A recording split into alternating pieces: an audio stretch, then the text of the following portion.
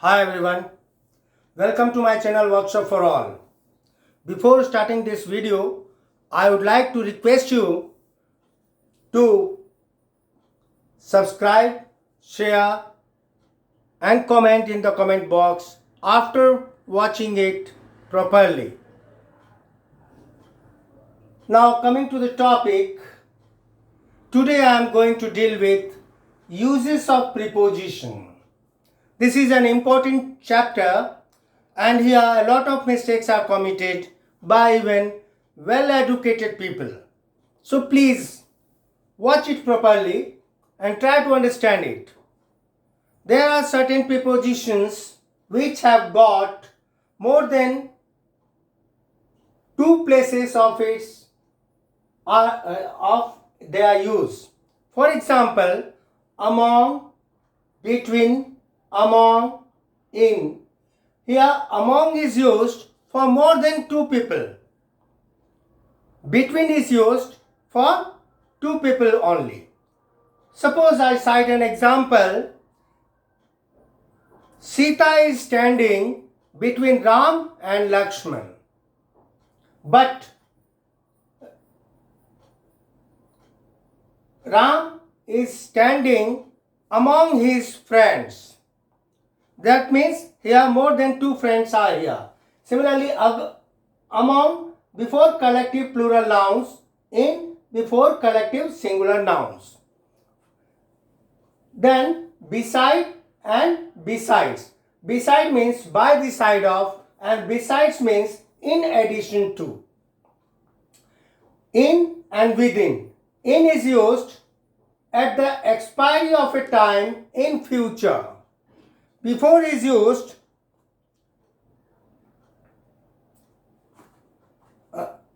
within is used before the expiry of period of time in any tense. For example, she will return in a week, but I will pay you within this month. That means by the end of this month. On, upon. On means things at rest. This book is on the table. That means book is lying on the table and it is in the rest position. And then upon, holy is upon us again. Upon means here, it is used for things in motion or things about to happen. Similarly, by and with. By and with. By is used as an agent, that is doer, or in future time to show the time limit. You have to submit your works by the end of this week. Ravana was killed by Rama. Here, the second sentence expresses the agent or doer. The first one expresses the future time to show the limit. Similarly, with, it is instrument. First one is the instrument. And then in the company or presence of agreement or to support reason, opposition. For example, Rama killed Ravana with arrows. Here arrows are the instrument. Then for, from and since. While using these things, these three terms for, from and since, most of us we commit mistakes. For is used before a noun denoting a period of time with all the tenses. Once again, for is used before a noun denoting a period of time with all tenses. For example, we have been playing cards for 2 hours. But from before a noun where starting and ending time is mentioned and it is followed by to or till. For example, we played the match from 5 p.m. to 6 p.m. We played the match from 5 p.m. to 6 p.m. That means here starting time is mentioned and the ending time is also mentioned. Then since. Since is used before a noun or phrase denoting some point of time and is always preceded by a verb in the perfect continuous tense or third form of a verb. For example, we can say, I have been reading this book since morning. Here, since morning is used. Or, I am lying in the bed since last week. Because actual timing is not mentioned, but as a rough sketch has been given to us. Then, after and in. At the end of a period, after is used at the end of a period of time in the past. In is used at the end of a period of time in future. Similarly, over and above. Over is used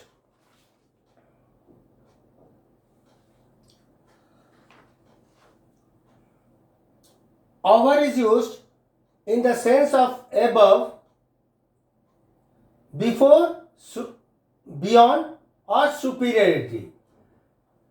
Over is used in the sense of above, beyond, superiority or and conclusion, less distance. That means over and above. A bird flew over my head. That means there was less distance from my head to bird. Distance between my head and bird. But the sky is above my head. Here, above shows the distance is very large, very high. In this way, then next comes at, towards. At expresses the idea of M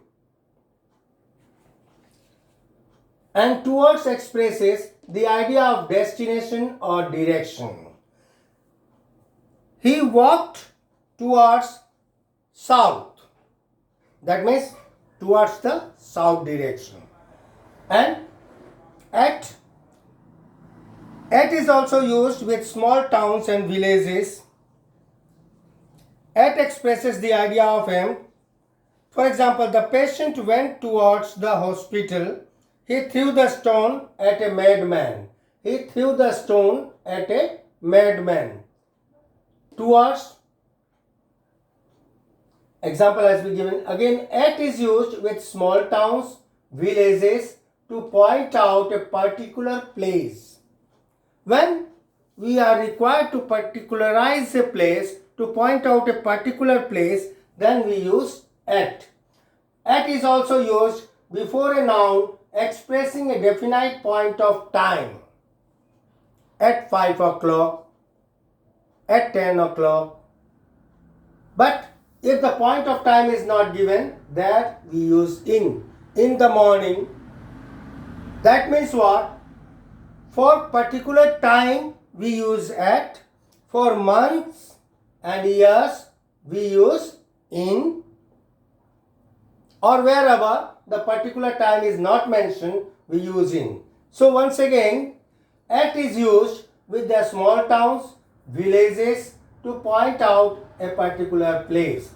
He was born at any town, small town, limited in area, but used before a big city when one stays there for a short time. I was living in Delhi at Connaught or at Le Méridien Hotel. Here at is used because that particular place has been described. Le Méridien Hotel has been described. But I was living in Delhi. I had been living in Delhi or I lived in Delhi. Delhi is a large place That's why we are using in, and here no particularization is there. Then used in the phrases at sunrise, at night, at midnight, at midday, at noon, at home, at work, at play, at the station, at the platform. Now coming to the use of in once again, used with the name of big cities, provinces, countries. He lives in India.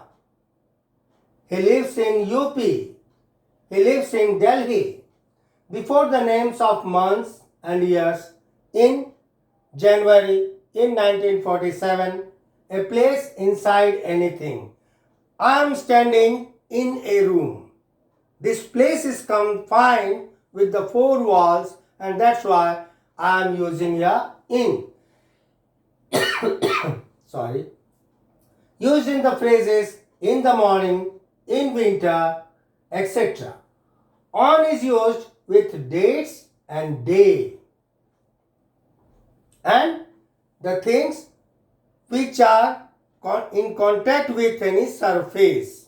Suppose this box is there, and this small box I am keeping on it. That means this small box is on the round big box, or tiffin we may call it. Similarly for rest places. Then comes below and beneath. Like over and above, below and beneath are in opposite in sense. Below means of lower level in position, dignity or expectation. Beneath means under.